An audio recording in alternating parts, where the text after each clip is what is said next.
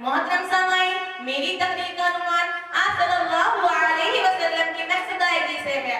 محترم سامعین، آج دنیا جانتی و مانتی ہے اسلام مجھے شمشیر نہیں، اس کے پلے پھولنے میں آپ صلی اللہ علیہ وسلم سے زیادہ محنتیں ہیں۔ آپ صلی اللہ علیہ وسلم کے ساتھ قربانیاں، آپ کی رحم دلی، آپ کی سخاوتیں، آپ کی شجاعتیں، آپ کے درس ہیں، آپ کی عظمت عامدی ہے، آپ کی دعائیں ہیں، آپ کی دعوت تغلیب ہے۔ آپ صلی اللہ علیہ وسلم کا ارشاد پیغام ہے کہ آپ نے فرمایا مجھ سے پہلے کسی نبی کو اتنا نہ ستایا گیا جتنا کہ مجھے ستایا گیا۔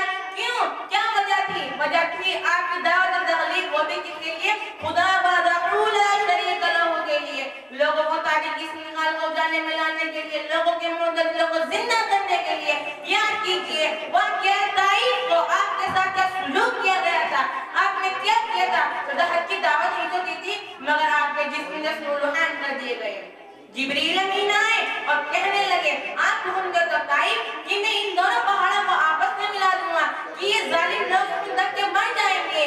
آپ نے کیا کہا؟ نہیں، میں رحمت اللہ عالمین بنا کر بھیجا گیا ہوں۔ اقال حیران آ کے پٹی رہ گئی، کائنات کا ذری سے ذری، بحاجت سے بحاجت شخص اتنا مضبوط دل اور بلند فکر حامل نہیں ہو سکتا جو میری اذیت ناک کیفیت اور ناک بہت بڑے صورتحال کے باوجود صرف ترنم ظلمت عطا کرے۔ یہ آپ کا امتیاز ہے۔ من درد و عالم کے بہتے دریا میں غرقان ہو جانا، حالات سے مرغوب ہو جانا، یہ فطرت انسان کی وہ کمزوری ہے جس کی تاریخ کی شفاعت شیعہ ہے۔ اگر ہم ہوتے تو کیا کرتے؟ دعوت تغلیب کو اپنی اس امانت میں ہر طرح کی مشکلات، شعبات، بدسلوکی کے غالب کھائے، مگر آپ کو صحیح جب بھی نہیں کہا گیا، مگر آپ کو دعوت تغلیب کے ساتھ بھولنے نہ دیا گیا۔ دعوت ارشاد الدین کے فرشتے اذان دیتے رہے، آپ کے عمل میں ایک ہی جذبہ تھا اور ایک ہی خواہش تھی۔ نظر آتا ہے آپ حضور صلی اللہ علیہ وسلم کو روحان کر دینا